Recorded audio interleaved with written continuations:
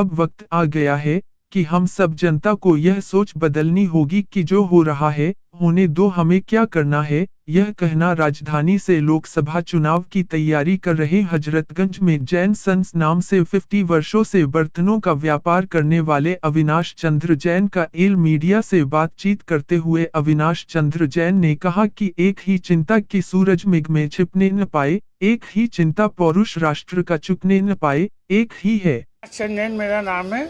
मैं पुराने लखनऊ में पैदा हुआ हूँ और लखनऊ से मैं 2009 से चुनाव लड़ रहा हूँ और मैं इंडिपेंडेंट इसलिए लड़ता हूँ कि मैं जो जनता की जो मुद्दे हैं उनको मैं उठा सकूँ और चुनाव हारने जीतने के बाद अपनी जगह जनता तक पहुँचेंगे।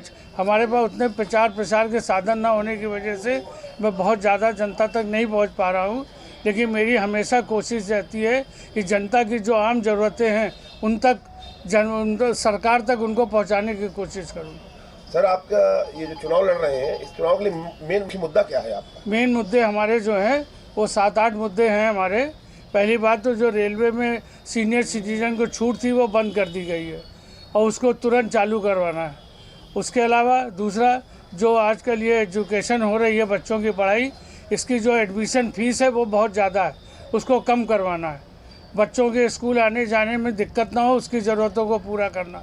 दूसरी बात ये हेल्थ इंश्योरेंस के ऊपर सरकार 18% GST ले रही है और जबकि सीनियर सिटीजन के ऊपर GST हेल्थ इंश्योरेंस पे 0% होनी चाहिए। और दूसरी बात उसके अलावा जो आज ये जो बातें चल रही हैं कि गांव में हर नल से पानी योजना भेजी जा रही है, तो सर वो खाली टोटी लगा दी गई है। अभी 10 साल तक वहाँ तक पानी, जब पाइपलाइन ही नहीं है तो पानी वहाँ कहाँ तक पहुँचेगा। तो हम चाहते हैं कि कम से कम जो हैंडपम्प लगे हैं जो ख़राब हो गए हैं उनको दोबारा से चालू करवाने की कोशिश। जो सड़कें बनी हैं उसका कोई पैरामीटर नहीं है।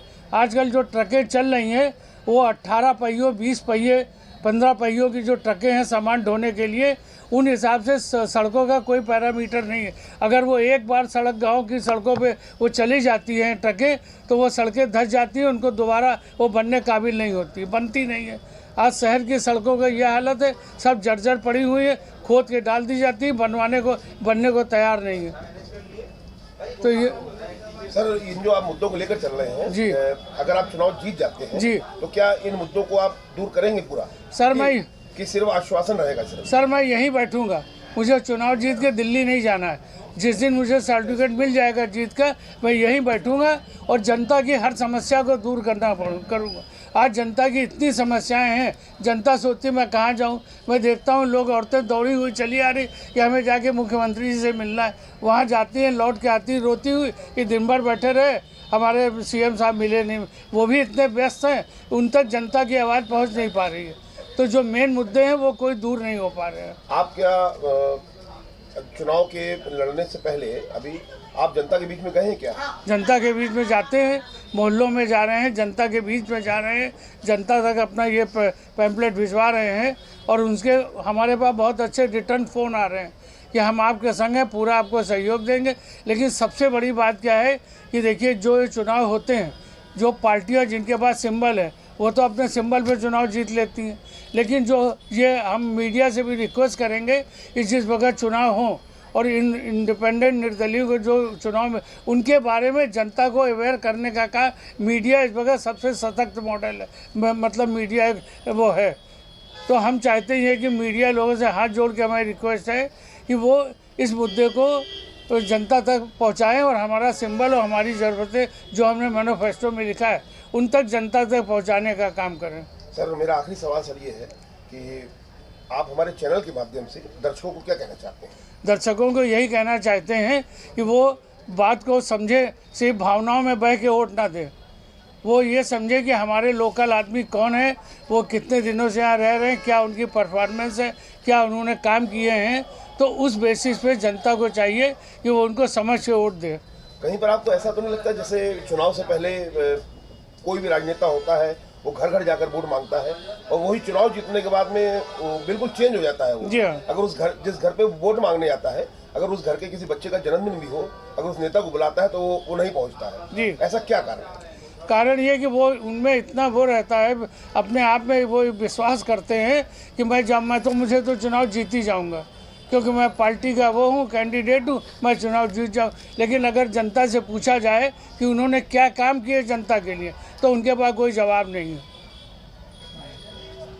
और जो हमारे मेन मुद्दे हैं, देखिए हम एक चीज़ दिखाते हैं आपको, बता रहे हैं कि अगर आज जो सबसे बड़ी ज़रूरत भारतवर्ष में ये है कि जो हमारे युवा बच्चे हैं वो पढ़ लिख के रोजी रोटी के चक्कर में बिलाए जा रहे हैं। हमें उनको रोकना है। हमें उस हिंदुस्तान में उस पढ़ाई लिखाई और उसकी व्यवस्था करनी है कि वो बाहर ना जाएं अपने बुजुर्ग माँ बाप को छोड़कर, और यहीं रहे, उनकी छाया में उनका आशीर्वाद लें, उनसे संस्कार लें और यहीं पढ़ लिख कर और रोजगार। इससे क्या होगा कि जो आज वृद्धा आश्रम की ज़रूरत पड़ रही है, जो हमारे परिवार के बुजुर्ग हैं जो ज़िंदगी भर अपने बच्चों को पढ़ाते लिखाते हैं, वो बच्चे साथ छोड़ के पैसे के चक्कर में विलायत चले जाते हैं। तो अगर उनको वहाँ यहीं पर वो रोजी रोटी और वो पढ़ाई की व्यवस्था हो तो वो बाहर नहीं जाएंगे। तो हमारी ये मेन मुद्दा है कि वो बच्चे, और उससे क्या होगा, जो आज वृद्धा आश्रमों की ज़रूरत है वो भी कम होगी, और जो बने वो बिल्कुल सेवा भाव से बने, बिना किसी उसके कि उनको बाहर जाने की ज़रूरत ना पड़े। लोकसभा चुनाव में जैन समाज के अलावा जनता भी क्या आपके साथ है, कदम से कदम मिलाकर? बिल्कुल, जनता हमारे साथ है। जहाँ भी मैं जाता हूँ या लोगों के वो मेरे पास फ़ोन आते हैं, वो कहते हैं कि मैं आपके साथ हूँ, मेरा परिवार पूरा आपके साथ है।